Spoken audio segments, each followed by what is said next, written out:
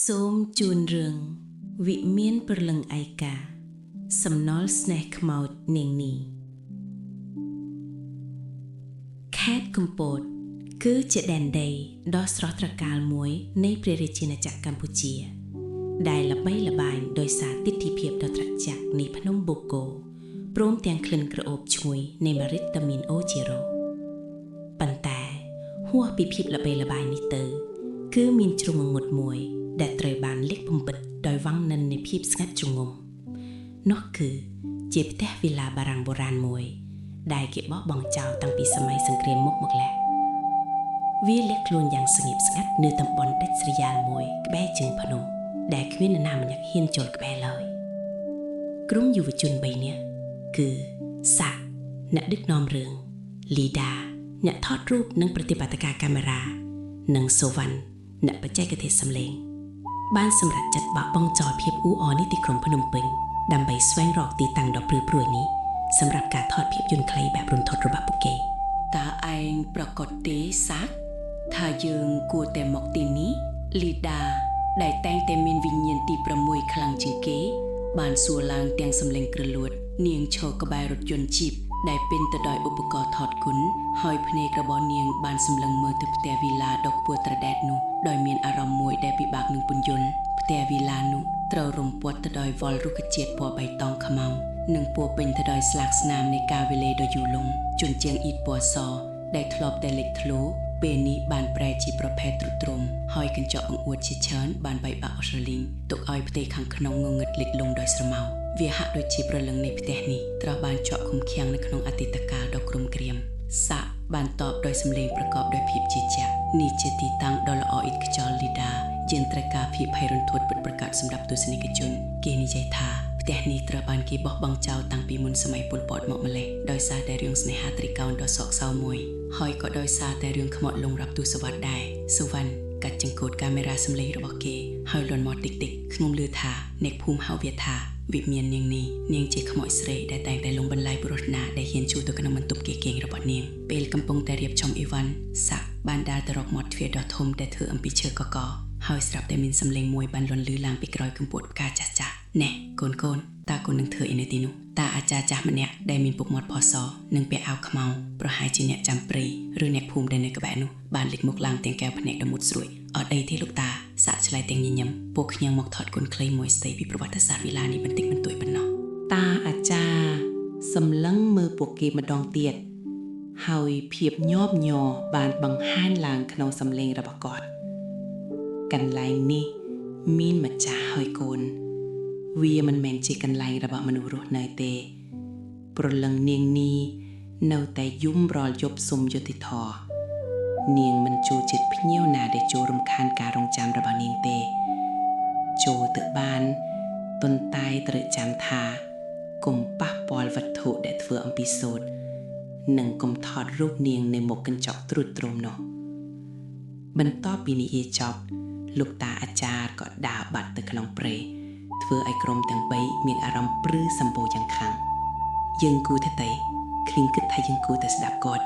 លីដាខ្សឹបតិចសាក់បញ្ឆេះខ្លួនឯងឡើងវិញមកដល់ហើយគ្មានត្រឡប់ក្រោយទេតែយើងត្រូវទៅចូលទៅមុនពេលថ្ងៃលិចពេលពួកគេដើរចូលទៅខាងក្នុងវីឡាក្លិនដីសើមលេឡំជាមួយធូលីនិងក្លិនក្រអូបឈ្ងុយប្លែកៗនៃផ្កាចំប៉ីស្ងួតដែលហាក់ដូចជាមាននរណាម្នាក់បានដាក់តាំងវាប៉ុន្មាននាទីមុននេះបានអណ្ដែតចូលតាមច្រមុះទោះបីជាមានភាពស្ងាត់ឥតពីកក៏ដោយសំឡេងកាមេរ៉ាសុវត្ថិផលនៅតែចាប់បាននៅសូរខ្ទខ្យល់កំពុតបងប្លែកមួយដែលហាក់ដូចជាការខ្សឹបខ្សៀវដ៏សោកសៅពីទីដ៏ឆ្ងាយប្លង់ទី1បន្ទប់ទទួលភ្ញៀវសាក់បញ្ជាទាំងចិត្តញ័រតិចបន្ទប់ទទួលភ្ញៀវមានទំហំធំ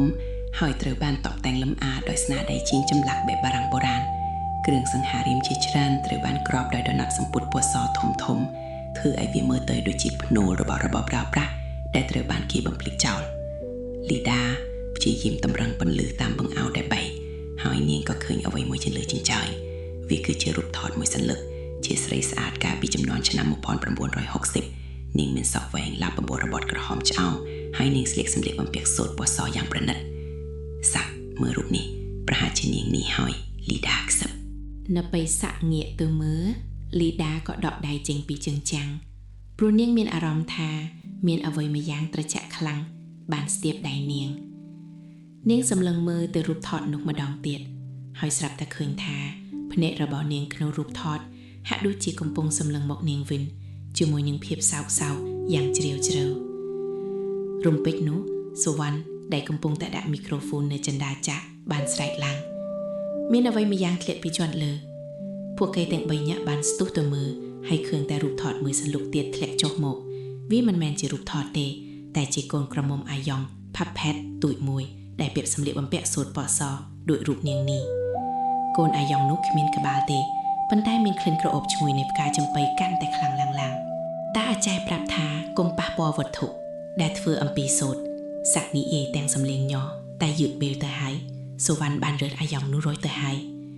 វាគ្រាន់តែជាកូនអាយ៉ងចាស់មួយប៉ុណ្ណោះសុវណ្ណព្យាយាមធ្វើចាត់ឲ្យរឹងមាំដោយមិនអើពើនឹងសញ្ញាដ៏ច្បាស់លាស់ទាំងនោះពួកគេក៏បានបន្តដំណើរការថតរបស់ពួកគេបានឡើងទៅកាន់ជាន់ទី2រកជំហានដែលពួកគេដើរលើកម្រាលឈើចាស់បានបន្លឺឡើងនៅសំឡេងក្រឹកដ៏គួរឲ្យខ្លាចនៅជាន់ទី2មានបន្ទប់ខេងមួយដែលត្រូវបានចាក់សពីខាងក្រៅសាក់បានផ្លាយកន្សោចាស់មួយដែលគាត់រកឃើញនៅក្នុងថតទូខាងក្រោមដើម្បីបើកទ្វារ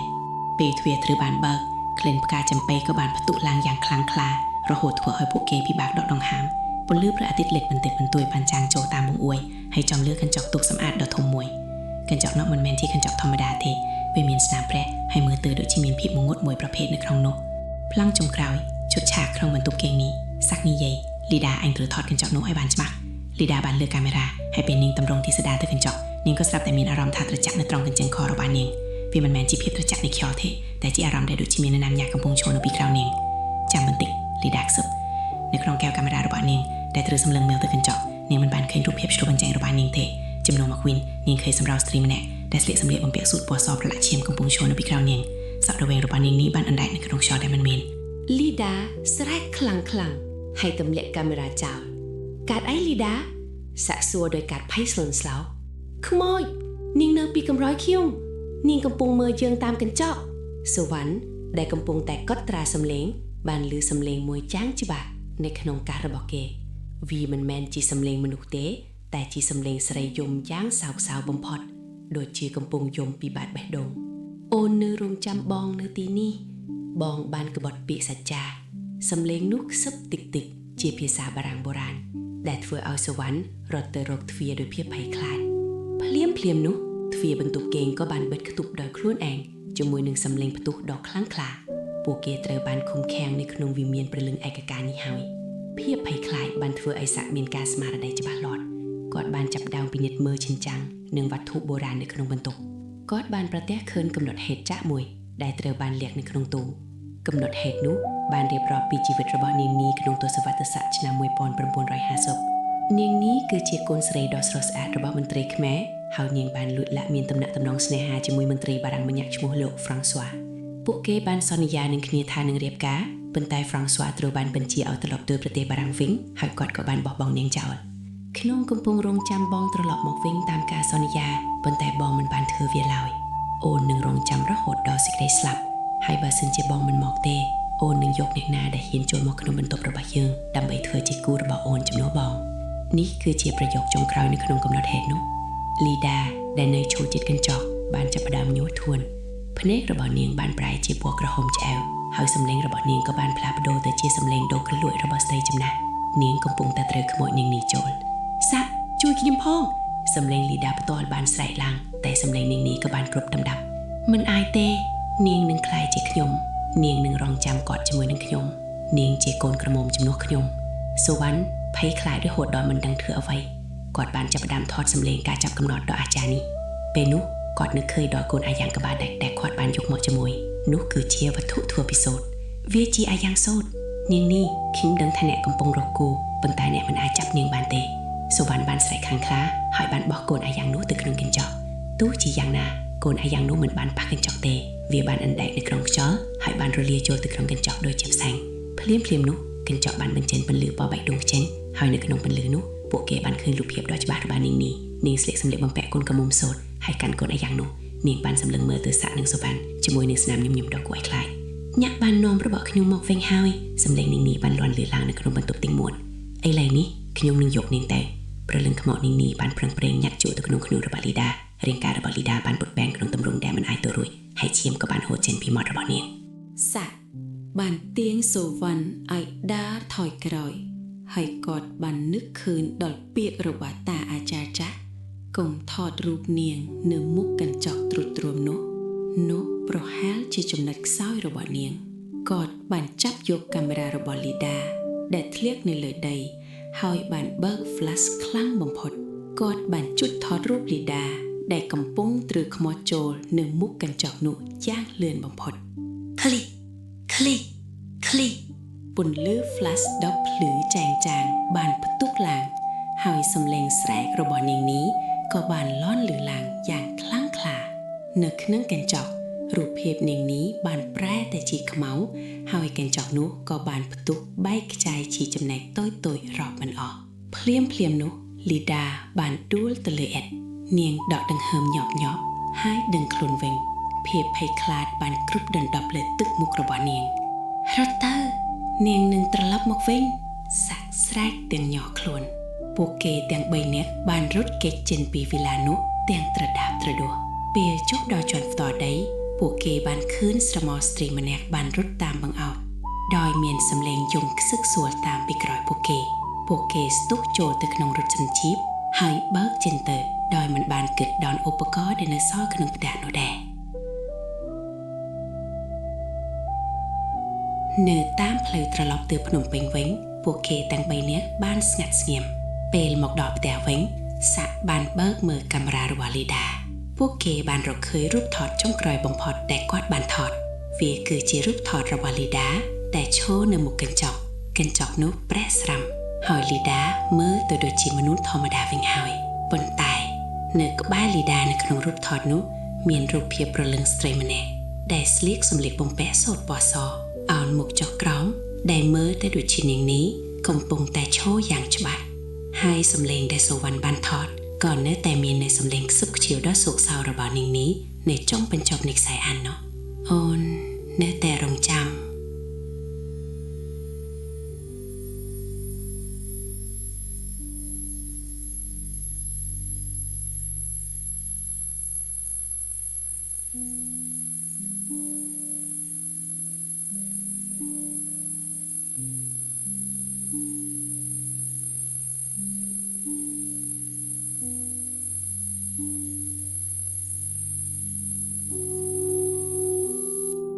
ក្រុមអ្នកថតគុណទាំង3នាក់នោះ